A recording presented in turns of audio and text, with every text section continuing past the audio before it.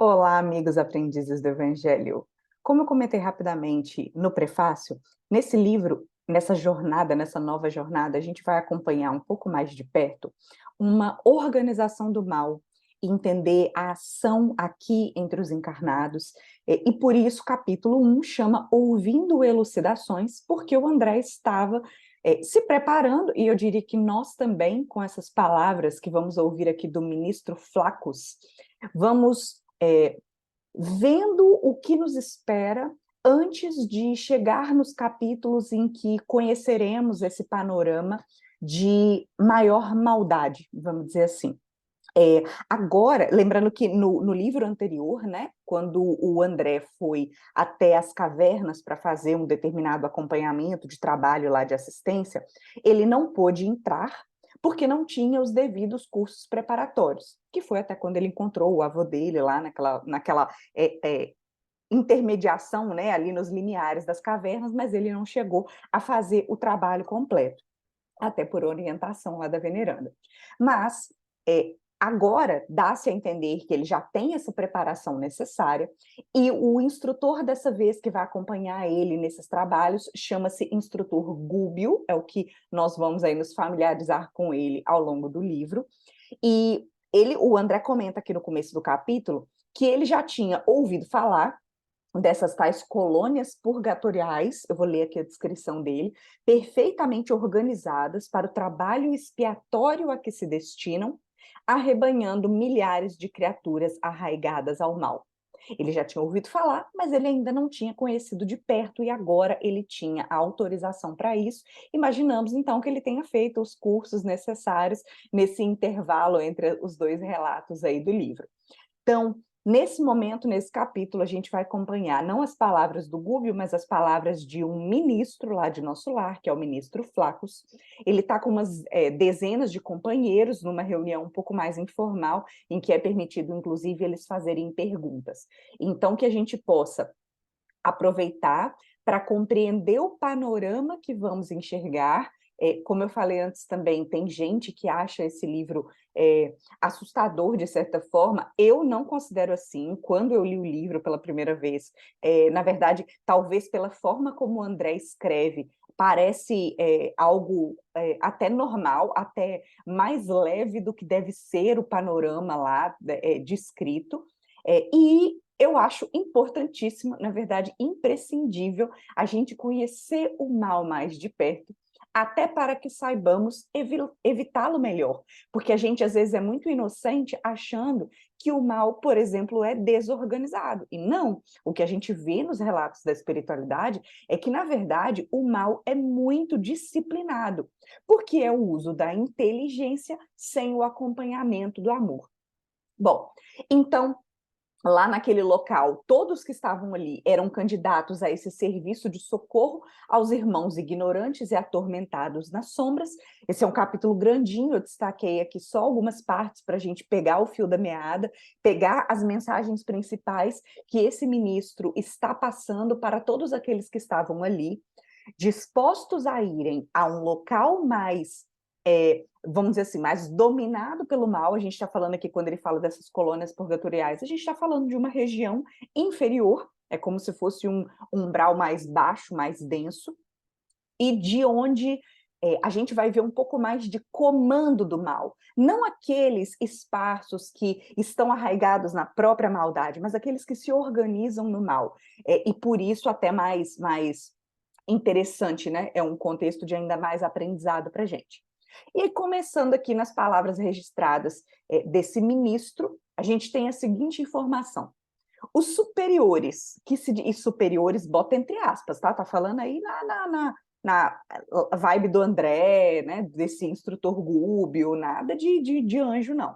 Mas ele chama de superiores. Os superiores que se disponham a trabalhar em benefício dos inferiores, numa ação persistente, substancial, ou seja, uma ação significativa, não lhes podem utilizar as armas. Primeiro recado que ele dá: a gente não joga com as mesmas armas do mal, sob pena de se precipitarem no baixo nível deles. A severidade pertencerá ao que instrui, mas o amor é o companheiro daquele que serve. E aqui, agora complementando com as minhas palavras, vamos aprender com esse livro, na verdade, reforçando, comprovando o que já vimos anteriormente, que a principal transformação está no exemplo de amor, está no servir como Jesus nos ensinou, e não só na instrução, que para quem é muito inteligente não adianta, não é isso que toca, não é isso que transforma. Então, por isso ele explica de novo, reforçando.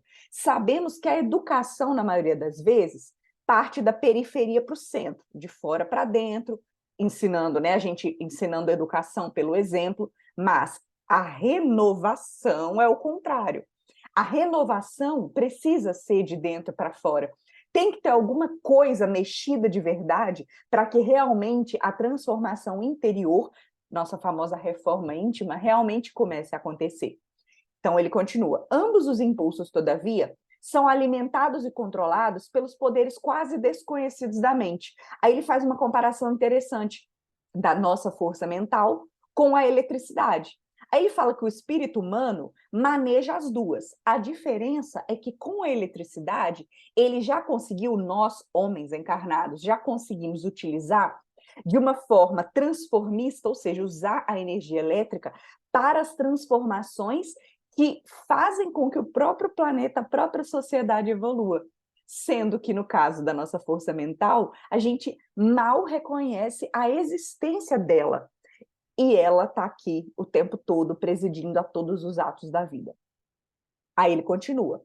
A rigor, então, a gente não tem círculos infernais igual a gente aprendeu com a teologia antiga, onde a gente tem gênios satânicos de toda espécie. O que tem é esferas obscuras, então regiões inferiores, regiões tóxicas, vamos pensar assim, em que se agregam consciências agarradas na ignorância, cristalizadas no ócio reprovável ou confundidas no eclipse temporário da razão. Desesperadas e insubmissas, criam zonas de tormentos reparadores. Então, são criaturas que sintonizam de uma forma muito parecida, e essa forma parecida é rebelada com a lei divina, e por causa da forma como vibram, formam organizações e, portanto, cria-se naturalmente, pela proximidade desses espíritos, essas regiões inferiores, que são, no fim das contas, regiões de sofrimento, regiões de expiação. Por quê? Por mais que esses espíritos do mal estejam ali disciplinados e organizados, ali como uma sociedade, e achando que está tudo bem, no fundo eles estão em sofrimento, no fundo eles estão em expiação, ainda que eles não tenham uma consciência clara disso enquanto estão vivenciando. Aí ele completa: semelhantes criaturas, então, eles não se regeneram à força de palavras, precisam de amparo eficiente que lhes modifique o tom vibratório, elevando-lhes o modo de sentir e pensar. Que é por isso que eu falei aquilo de tocar o coração, verdadeiramente para que alguma coisa dentro mude, para que possa se expandir e passar para fora, que é a transformação e não a educação, que é de fora para dentro. Continua ele. Eminentes pensadores do mundo traçam diretrizes à salvação da alma. São os roteiros que traçam pessoas que vêm aqui em missão, que nos deixam grandes exemplos, mas possuímos suficiente número de roteiros nesse sentido em ambos os setores do conhecimento terrestre. Já veio aí gente missionária, né, de tudo quanto é área. Só que agora, diz ele, reclamamos quem ajude o pensamento do homem na direção do alto. Tem que ser um exemplo diferenciado, tem que ser um puxão diferenciado, porque desses roteiros a gente já está bem servido, vamos dizer assim. E aí continua ele.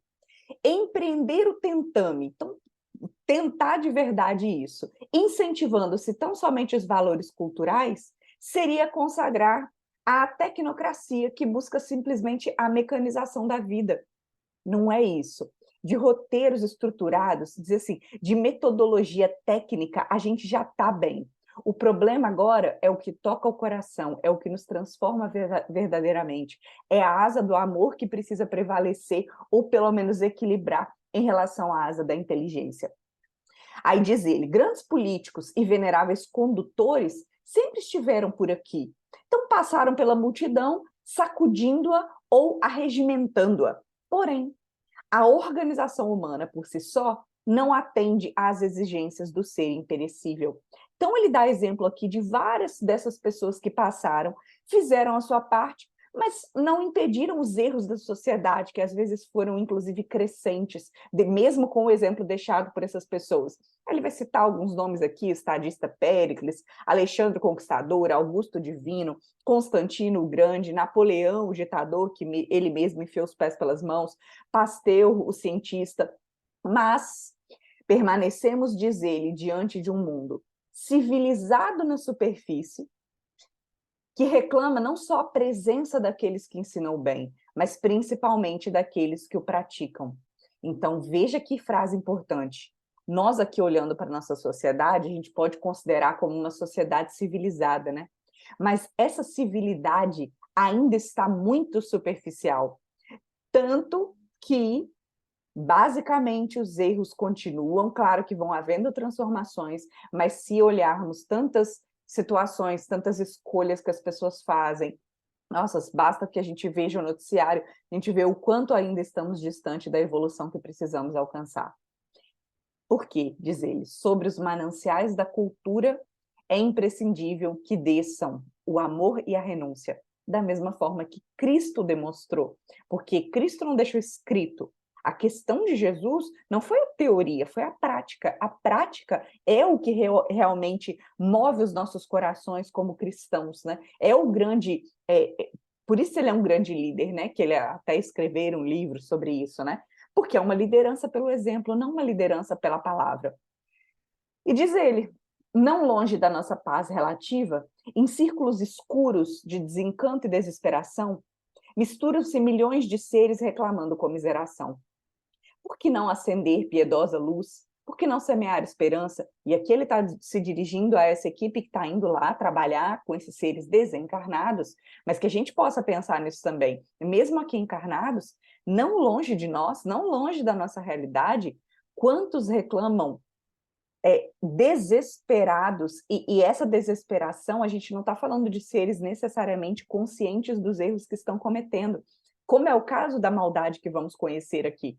Ainda assim, sempre tem uma possibilidade de a gente lançar sementes, essa semente transformadora do amor, essa semente pelo exemplo, que é o que verdadeiramente transforma os corações. E diz ele, somos entidades ainda infinitamente humildes e imperfeitas para acharmos que estamos candidatos aí à condição de anjos. Na verdade, não. Imagina, se o ministro lá de nosso lar está falando isso, imagina nós, né? Diz ele, comparado à grandeza do universo, a gente está ali igual bactéria, controladas pelo impulso da fome e pelo magnetismo do amor. E quando a gente deixa a inteligência agir um pouco mais, nós somos como micróbios que sonham com o crescimento próprio da eternidade. Mas veja aqui, seja como bactérias ou seja como micróbios, existe todo um futuro de desenvolvimento. A gente precisa estar esperançado nisso. Sabemos hoje, continua ele, que o espírito humano lida com a razão, ou seja, espírito, não princípio inteligente, há 40 mil anos. Todavia, da mesma forma que o espírito, na época do Neandertal, aniquilava o companheiro com pedradas, com a fúria por meio de pedradas, na atualidade extermina o próprio irmão a tiros de fuzil. Então mudou a ferramenta, mas a fúria continua presente. Mas, diz ele, mesmo que estejamos presos aí em narcóticos da ilusão, eu destaquei porque eu achei interessantíssima essa expressão, me lembra muito o Haroldo em algumas palestras, que ele fala o quanto a humanidade está dopada, e aí esse narcóticos da ilusão remete a isso também, o quanto nós não nos apercebemos das coisas que estão acontecendo. Mesmo presos nisso, o amor divino alcança a todos, sejam nós aqui encarnados ou os desencarnados que estão arraigados no mal. E como é que as coisas fluem? Não é só a espiritualidade que vem aqui e nos ampara, ou que vai lá nas regiões de sofrimento dos desencarnados e amparam. Os homens se socorrem de uns e outros para crescerem mentalmente e prosseguir adiante. Nós dependemos uns dos outros. E isso, esse mecanismo que a divindade cria de auxílio, de toda uma hierarquia, né, em que alguém que está um pouquinho melhor ajuda o outro, é de uma grandiosidade maravilhosa.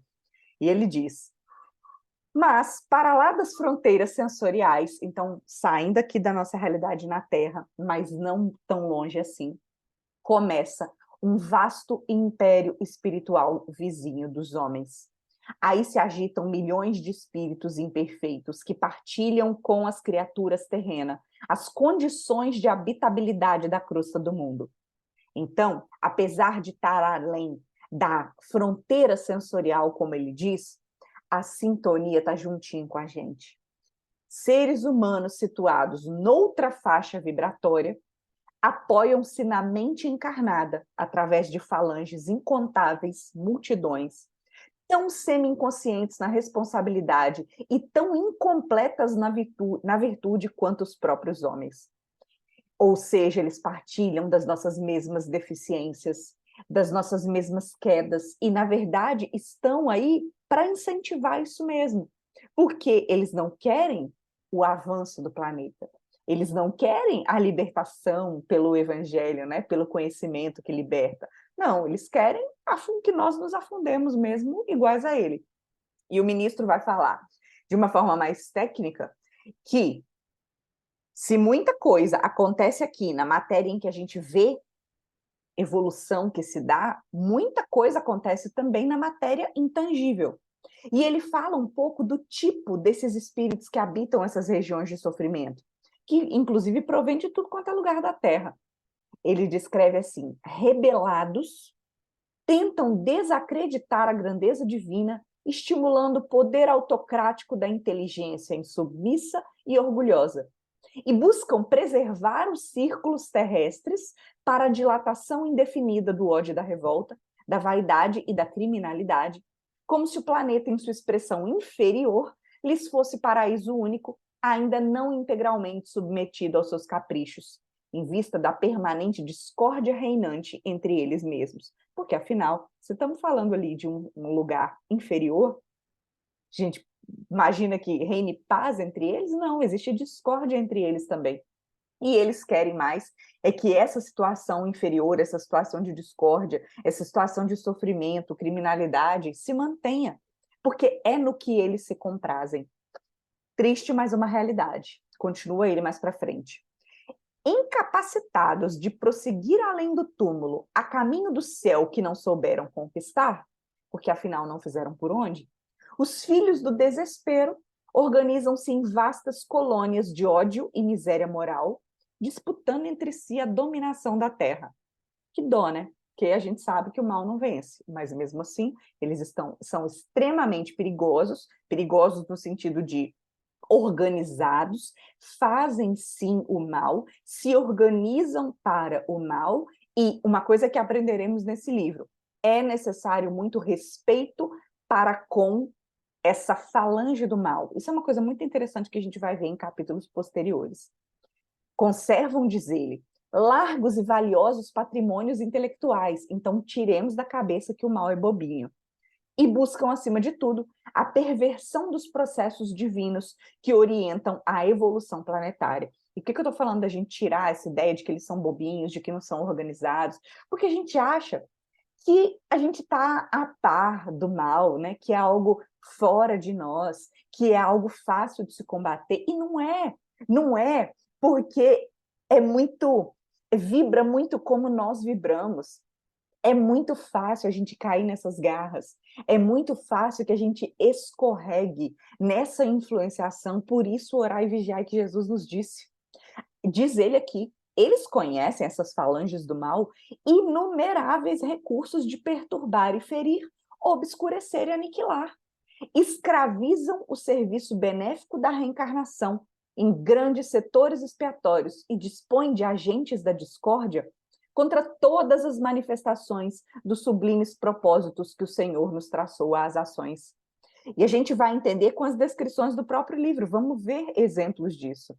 E o ministro chama a atenção na fala dele para ressaltar que, no fim das contas, que a gente sempre reforça aqui também, a responsabilidade é nossa. Nesse orar e vigiar e da gente sintonizar ou com os espíritos de luz ou com os espíritos de sombra, porque a sintonia está aí. Cabe a nós, por meio da nossa vigilância, por meio das nossas ações e nossos pensamentos, perceber com que tipo, para que lado a gente está escorregando. Porque, se bem que, na verdade, com os espíritos superiores não seria escorregar, né? Então, com quem nós estamos nos sintonizando? Raros, diz ele, compreendem na morte uma simples modificação de envoltório, que é o que a gente tenta aprender aqui, né? E escasso número de pessoas, mesmo os religiosos mais avançados, guardaram a prudência de viver no vaso físico, enquanto aqui encarnados, de conformidade com os princípios superiores que esposaram. Então, mesmo nós aqui, que nos dizemos espírita, que estamos estudando, que às vezes temos um rótulo muito bonito perante a sociedade, de pessoas de bem, quantas e quantas vezes nós não nos aproveitamos aqui, enquanto estamos no vaso físico, da prudência necessária de andar conforme a lei divina. E quando a gente morre, não tem máscara, não tem fingimento. Nós seremos atraídos com os locais que sintonizamos. Não é mágica, é simplesmente a lei divina em ação. Frases bonitas que ele diz. O inferno, então, é um problema de direção espiritual. A gente mesmo diz, o inferno está na nossa própria consciência. Satã é a inteligência perversa. Então, cada um de nós pode ser esse tal de Satã, que a teologia antiga pinta, né, como se fosse uma entidade do mal, um ser que se desprendeu da divindade, um anjo caído, um anjo que caiu, pensa. Então, olhando para esse Satã como inteligência perversa, cuidemos da nossa inteligência, que uso estamos fazendo dela. Mais uma frase pesada que ele fala aqui: o mal é o desperdício do tempo ou o emprego da energia no sentido contrário aos propósitos de Deus. Então, seja a gente usando a energia que a gente tem à disposição, o tempo, para o mal, ou seja, a gente mesmo desperdiçando o tempo no ócio inútil, que é não fazer absolutamente nada, estamos contribuindo para o mal. E, afinal, última frase boa dele, o sofrimento é reparação ou ensinamento renovador. A gente vê o sofrimento como algo terrível e, no fim das contas, o sofrimento é uma grande reparação para nós, é o nosso caminho de salvação. E atenção ao recado dele ainda. As almas decaídas, contudo, quaisquer que sejam, não são uma raça espiritual sentenciada irremediavelmente ao satanismo, né? Integrando tão somente a coletividade das criaturas humanas desencarnadas. Misturam-se à multidão terrestre, exercem atuação singular sobre inúmeros lares e administrações, e o interesse fundamental das mais poderosas inteligências, dentre elas, é a conservação do mundo ofuscado e distraído à força da ignorância defendida e do egoísmo recalcado, adiando-se o reino de Deus entre os homens indefinidamente. Então, se a gente acha que eles estão lá, na colôniazinha inferior deles, espiando, comentando, vivenciando mal, sofrendo e só planejando, estamos enganados. Esse livro vem nos mostrar que eles estão, na verdade, executando. Onde? Entre nós. Porque aqui é que eles querem empurrar o máximo possível a tal da execução do reino de Deus, né, entre os homens. Tanto que Jesus fala que o reino não é desse mundo por enquanto. Eles se infiltram onde haja qualquer tendência a ir para o bem.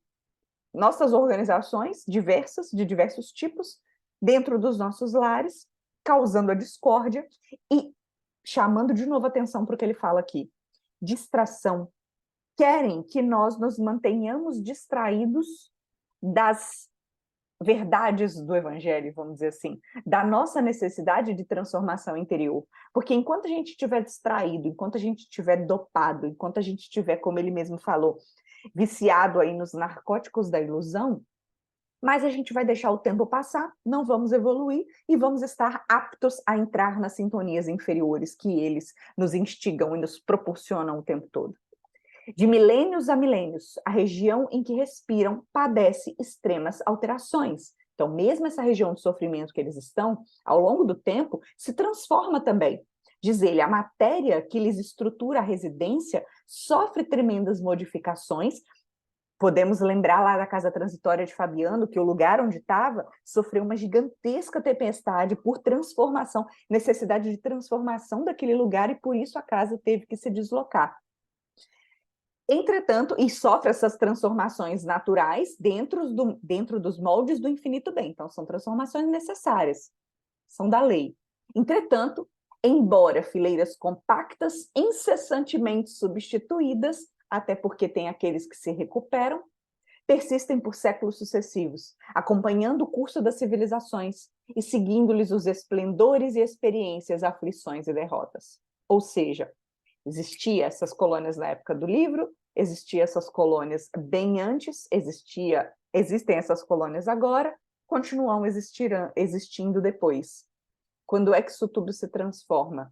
Quando todo o ambiente da Terra for uma situação diferente, um planeta diferente, e quem não acompanha é destinado, seja encarnado ou desencarnado, a um local de maior aprendizado, vamos dizer assim, um local que ainda está lá nos primórdios da evolução.